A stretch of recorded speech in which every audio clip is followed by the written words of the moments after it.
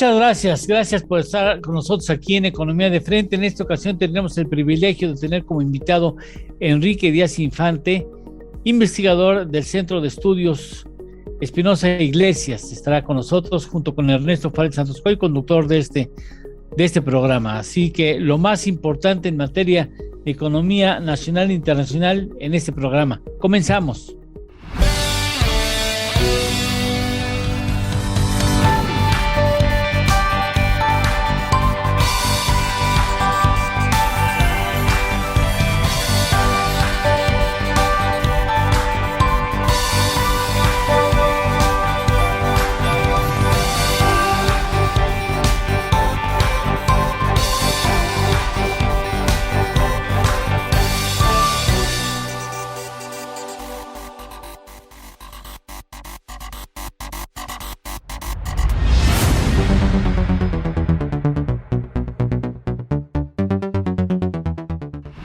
Damos la más cordial bienvenida a Enrique Díaz Infante, investigador del CEI. Muchas gracias por estar en esta ocasión como invitado de este programa, Enrique. Bienvenido.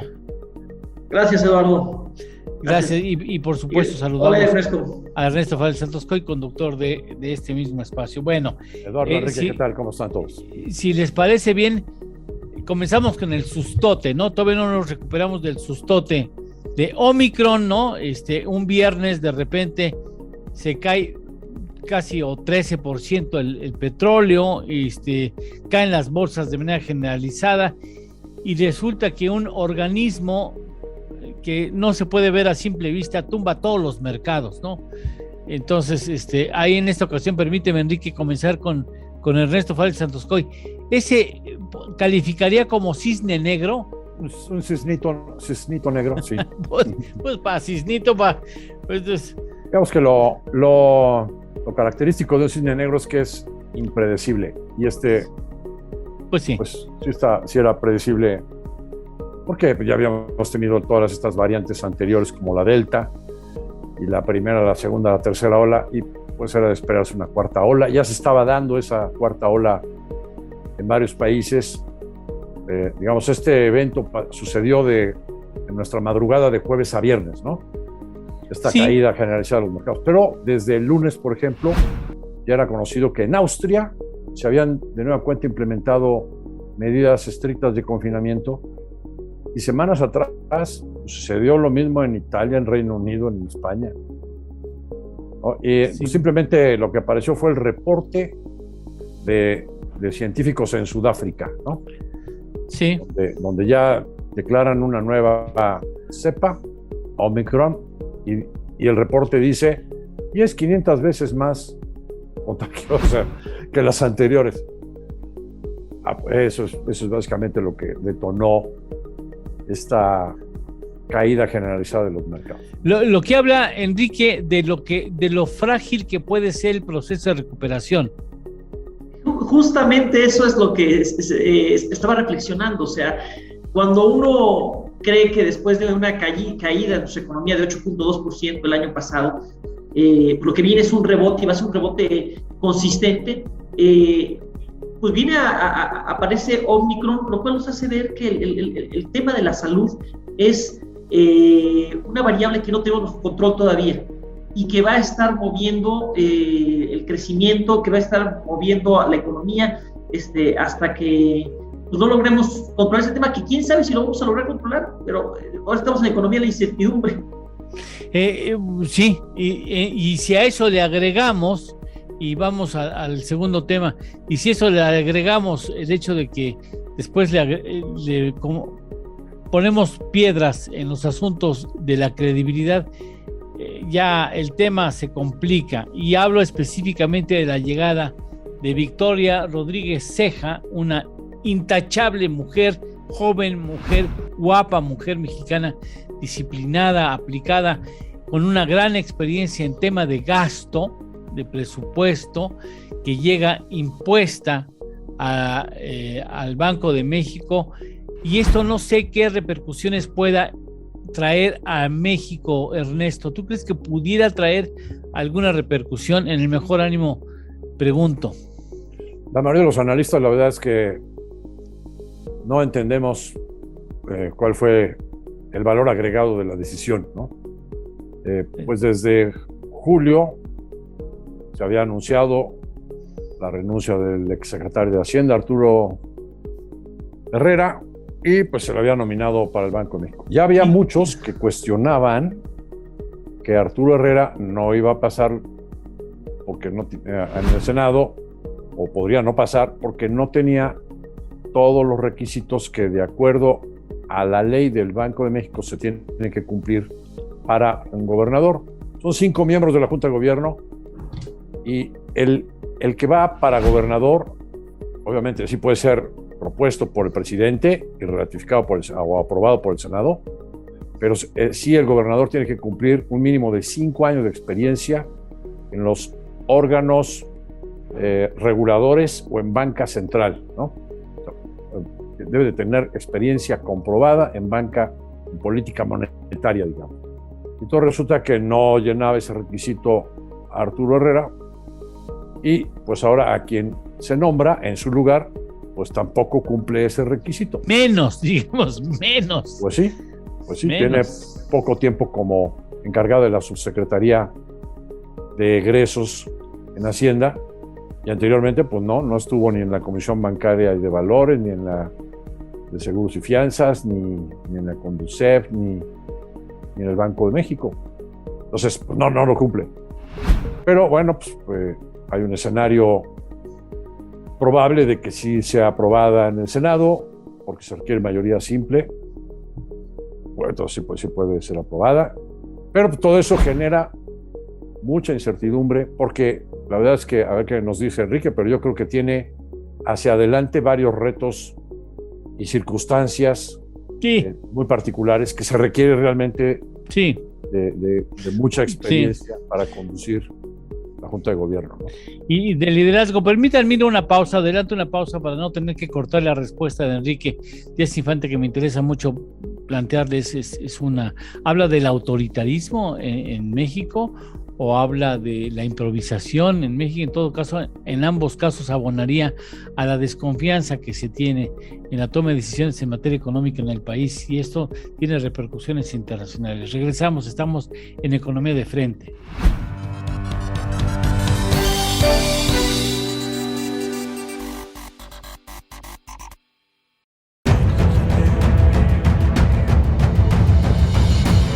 En 1986 nació Información Dinámica de Consulta con la misión de dar información a profesionales del ámbito jurídico.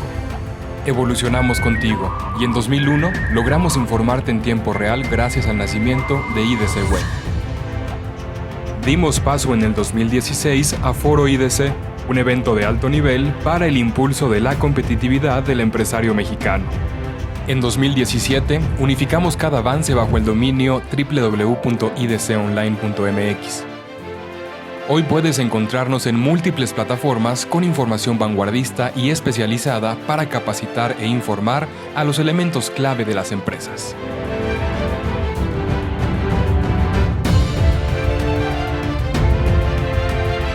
A 35 años de nuestro nacimiento, ha sido un honor acompañar tu labor de llevar a México al futuro.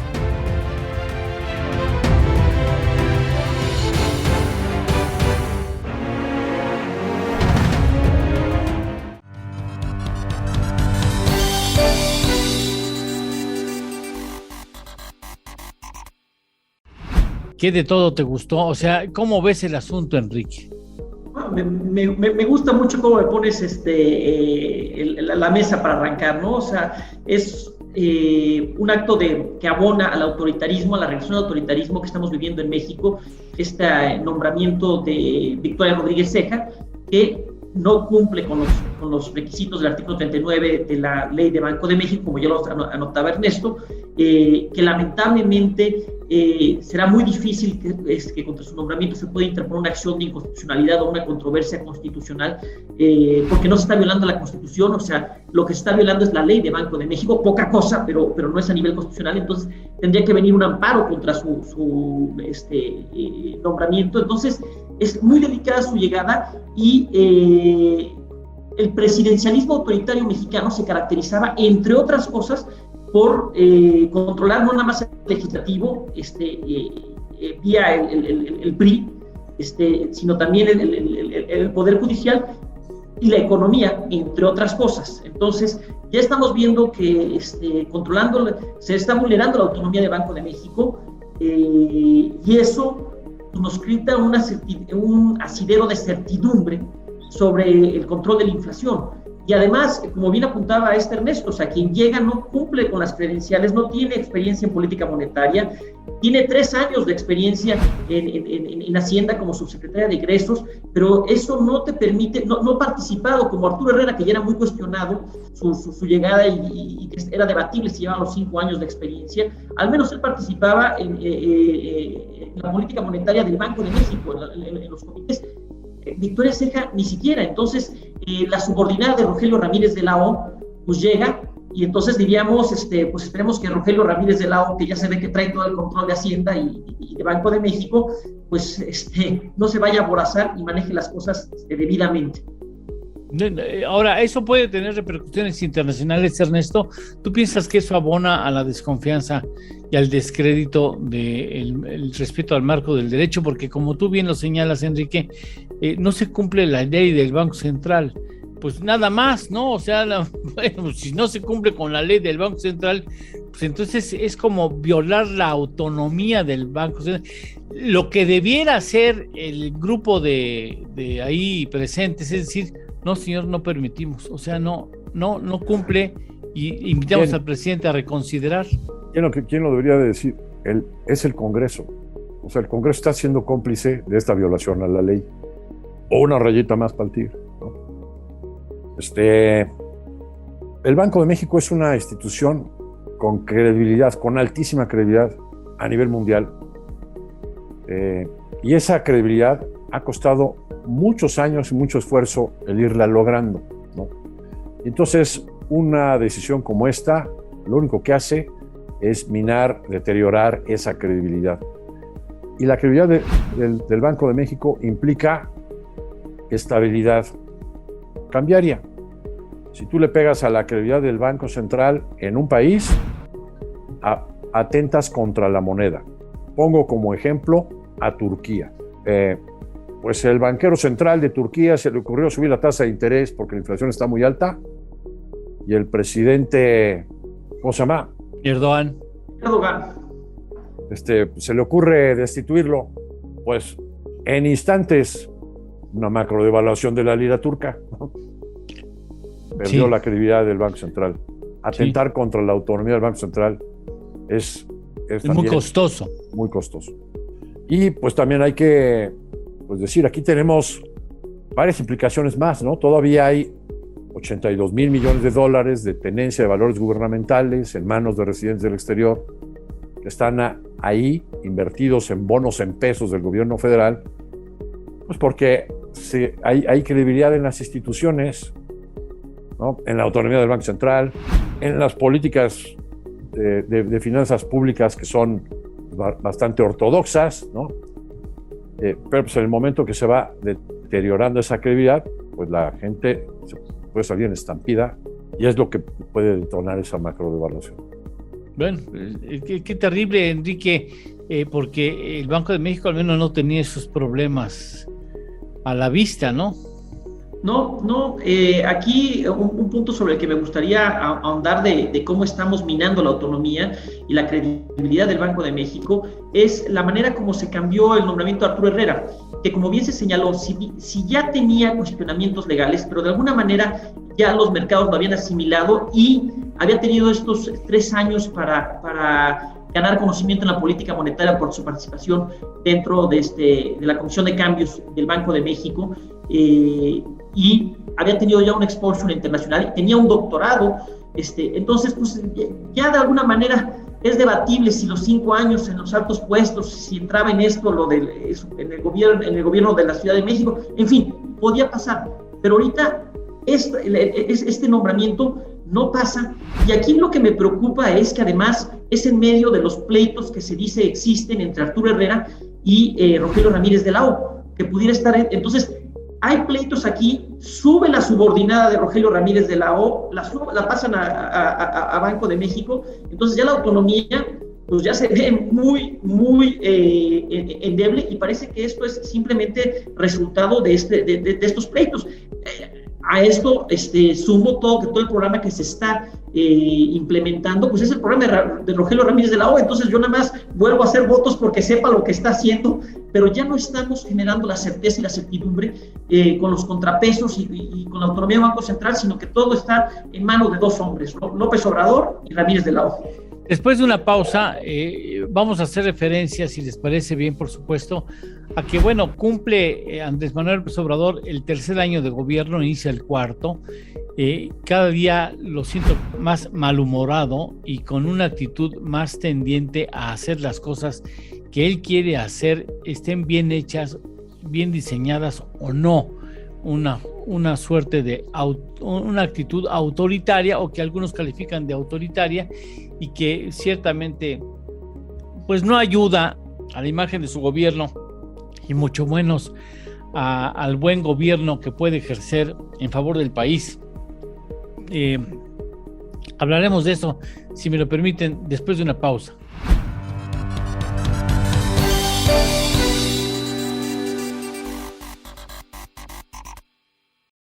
¿Conoces una plataforma de capacitación? IDC Click es un servicio de streaming para tu capacitación en cualquier dispositivo. Resuelve tus dudas en nuestros seminarios fiscales, jurídicos y laborales. Todos nuestros programas de televisión en una sola plataforma. Todo esto en un solo catálogo disponible las 24 horas.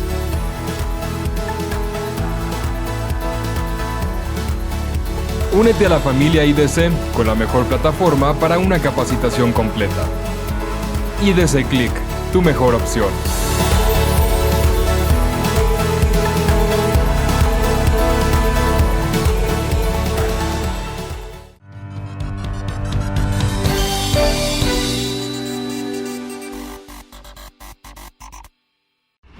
Para que vea que no somos abusivos, En descargo, en beneficio de la próxima gobernadora del Banco Central, Ernesto. Bueno, por lo menos hizo declaraciones adecuadas, ¿no? Como que se ve que sí entiende de qué está hablando. Primero, me voy a dedicar a atacar la inflación. 2, no voy a tocar las reservas internacionales. No voy a dejar que se toquen las reservas internacionales. Para que no se me espanten, ¿no? Muchachitos. Y 3, voy a defender la autonomía del Banco de México. A ver, si la vas a defender, quiere decir que hay amenazas. 2, si no vas a tocar las reservas, quiere decir que sabes que hay intención de tocar las reservas. A lo mejor alguien quiere. Después, qué bueno que se enteró que el único mandato del Banco de México es controlar la inflación. O sea, es una enorme ventaja. Ahora, se va a sentar con puro gallón, ¿eh? Finalmente va a sentarse con gallón, y entonces ahí te va a decir, ¿y ustedes qué me aconsejan? Pues sí, que por lo menos que se deje llevar, ¿no? Por quienes manejan bien los términos y las políticas monetarias. Al final de cuentas, para tranquilizar a nuestro amable auditorio, las decisiones de la Junta de Gobierno se toman por 5 personas, no por una. El peso del voto de la gobernadora tiene el mismo peso que los otros subgobernadores. Bueno, son 4. Qué bueno, me da gusto, qué bueno. Y finalmente ahora cumplimos 3 años, sí, que bueno por ella, por supuesto, ¿no? Si ya sé que el asunto va en colegiado, pues yo por qué, ¿no? A mí no me echen la culpa de que yo por qué. Pero cumplen 3 años el gobierno, un balance así en primera instancia arbitrario de nuestra parte, Enrique. A ver, yo creo que son 3 años donde se ha mantenido la estabilidad de la economía hasta ahorita. Esperemos que no esté moviendo sus fundamentos, pero entonces en materia de estabilidad, palomita. En materia de crecimiento económico, tache. Traemos un crecimiento negativo y peor que el que traíamos en las secciones anteriores.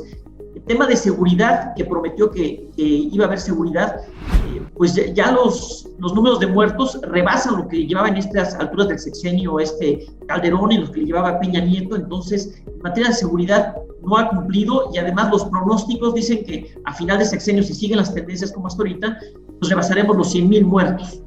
Entonces, pues también tache. En materia de salud, pues mató el Seguro Popular y no ha logrado echar a andar el INSABI.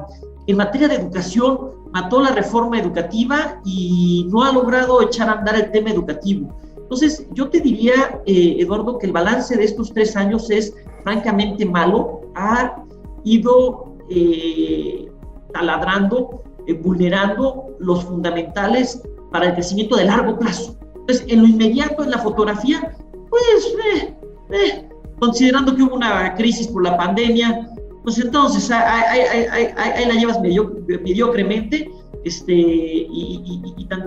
Pero en el mediano y largo plazo ha hecho mucho daño, y a ver si las consecuencias pues, no se viven en el 2025. Una vez que ya se haya ido, ahora sí, ahí les dejo todo este chiquero, ¿no? Entonces, mi balance no es realmente bueno, y la democracia le está pasando mal con el avance de los militares. Entonces, en economía, y en política, militares, gran tache. Ernesto. 2 buenas.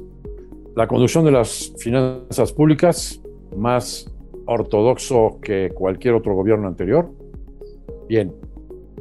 La administración de la deuda pública, donde ya tenemos toda una tradición de un excelente manejo. Yo diría que los mexicanos somos los mejores administradores de la deuda externa que hay en el mundo, ¿no?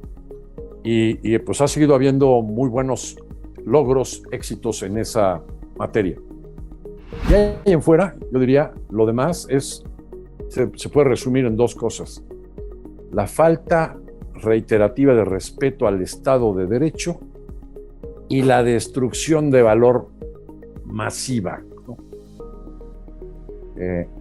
Con un retroceso económico muy significativo en perjuicio de toda la sociedad. Ricos, clase media, pobres en extremo, todos han sufrido al final de cuentas esta debacle que viene pues, por una serie de decisiones de políticas públicas, de iniciativas de ley que pues, se han traducido en una crisis de confianza muy, muy importante en la parte económica.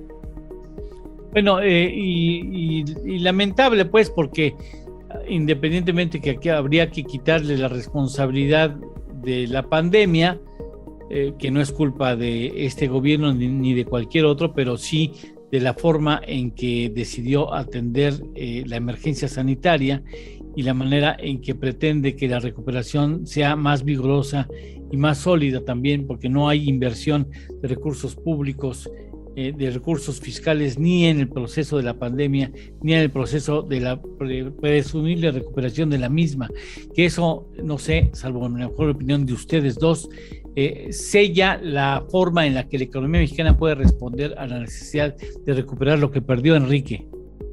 Sí, sin duda, Eduardo. Si tú no diste los apoyos fiscales para que no cerraran las empresas y para que no se perdieran los empleos, la reactivación no va a ser sostenible, simplemente es un rebote, pero todo eso suma al deterioro y al mal crecimiento. Ya de por sí la constante que traíamos de crecimiento de 2 puntos porcentuales del PIB era insuficiente. Pues en el largo plazo no vamos a llegar ni siquiera a eso, porque en el momento de la pandemia no se actuó como tenía que actuarse. ¿Tu punto de vista sobre el efecto? Sí, muy bien. La verdad es que este presidente llegó a la silla presidencial con el más fuerte, robusto capital político que hubiera tenido algún presidente anterior, con el control del Congreso, con la mesa servida, con la mesa puesta para detonar crecimiento importante, porque pues ya estaba renegociado el TEMEC, porque ya estaban dadas una serie de reformas estructurales que simplemente había que conducir las políticas públicas a que se perfeccionaran, se concretaran, y pues podría haber habido un boom de inversiones y por lo tanto una tasa de crecimiento muy alta, ¿no? Yo podría decirte fácilmente podríamos haber estado creciendo al 4 o 5% si no hubiera habido pandemia también, ¿no? Desde luego. Claro.